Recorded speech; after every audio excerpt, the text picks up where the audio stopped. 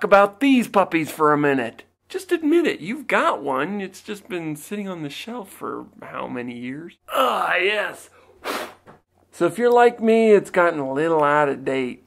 Let's talk about some fresh new approaches that maybe you haven't thought to try before. I have! Idea number 1, a digital photo journal. Now these work great if you've got a cell phone, a digital camera, or just a webcam. I want to keep a journal. Now of course you don't want to just take a photo and leave it there. You're going to want to stick it in your journal. But you could do that like once a week. Get all your photos from the week and label them. And a little hint, you do want to label them because you will forget who your kids are.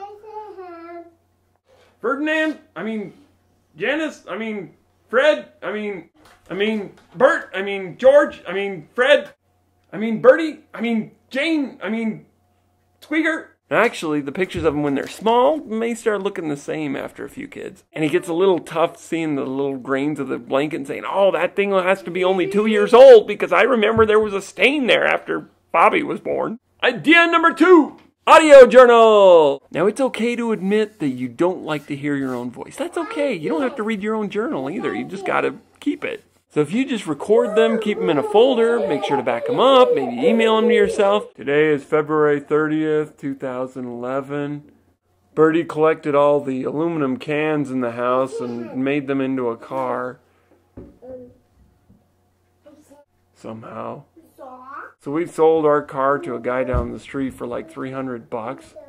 And I think we got a pretty good deal out of it because that thing hasn't run in like 4 years. You don't have to go back and listen. Just save it, and it'll stay there for posterity to discover in 400 years. Just don't post it on Facebook, especially if you're friends with the people who bought your car. Idea number 3! Try writing your journal in a memoir format. A memoir is basically a real-life novel. Bertie glanced auspiciously at George. "Give me that toy," George said. Bertie flinched. "This is my toy!" Idea number 4, do a drawing or painting journal. Now it doesn't have to be good, just do something that represents what happened that day. Idea number 5, copy your blog into your journal. Now this works especially well if you keep your journal on the computer, which I highly recommend if you like using the computer at all. Because there's always news articles, Facebook comments, message boards, and 500 other things that could be great in a journal. Idea number 6. Video journal! Now you can do this with your phone, with your computer. If you have a camcorder, you can use that. And it's kind of like the audio journal. You just kind of sit there and talk. And don't worry about having to look at your ugly mug because you don't have to watch the videos afterward. Unless you really look amazing and want to. Idea number 7! Write a poem, limerick, or haiku about what happened today.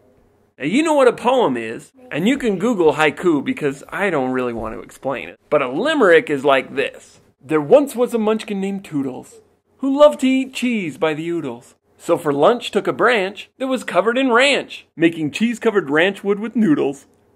Cheese. Number 8! Now most of you probably don't know what isms are, but if you follow my Facebook page, you'll see that I'm always posting Hathaway-isms. Little funny things that the kids say, or that me and Jenny say.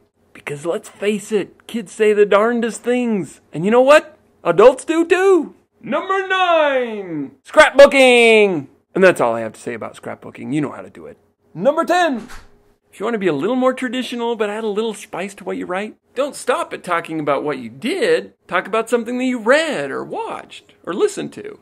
And that's all I have the brains for today. Again, I'm Chaz Hathaway, author of Marriage is Ordained of God, but Who Came Up with Dating? A humorous guide to help you succeed at dating. And Giraffe Tracks, the inspiring true story of an LDS missionary in post-apartheid South Africa. Join us again next week for another episode of Gospel Living Made Awesome!